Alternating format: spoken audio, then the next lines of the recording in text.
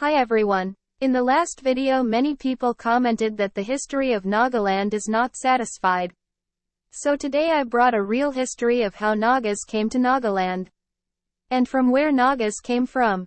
So watch this video till the end so that you will understand how Nagas came to Nagaland. Let's get started.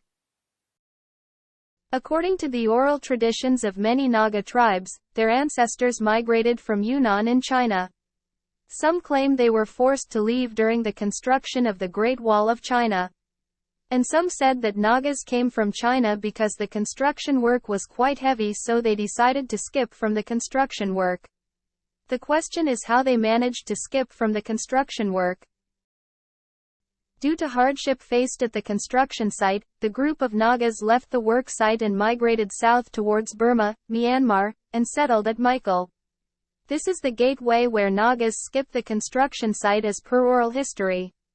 Having traveled from China through the jungles of Myanmar, the Nagas arrived at Mikel. The Naga tribes pronounce the name in different ways: Makrifi, Michael, Mekroma, Makarome, Mekrami, Mikel, or Makriofu, but there is no dispute over the exact location of the village or its significance. Mikel is a small village near Sajuba, Tatabai village of Senapati district in Manipur on the border of Nagaland state. But Mikel existed long before the existence of Senapati, Manipur, or even India. It is said this village became so prosperous that the people had to leave and migrate to different parts of the region. The community must have grown and flourished because there came a time when the land could no longer provide for all of them. It was time to move once again. It was a time of parting, a time to separate from one's loved ones, search for new lands and establish new villages. Before they dispersed, the people of Mikel planted a pear tree, and under the tree they took a solemn oath that they would one day come together again. Even today the tree stands and is called Chutebu. No one was allowed to cut even a small branch of this sacred tree. Legend has it that anyone who tries to cut a branch will instantly fall to his death and a terrible storm will follow.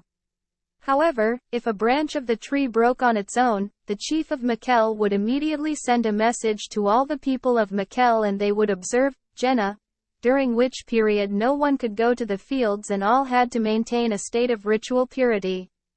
The fallen branch would be left to decay and return to the soil. This custom was practiced in living memory of Nagas before their conversion to Christianity.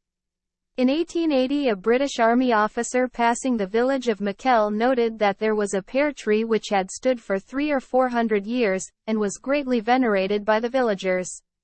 However, he did not discover the reason for this veneration.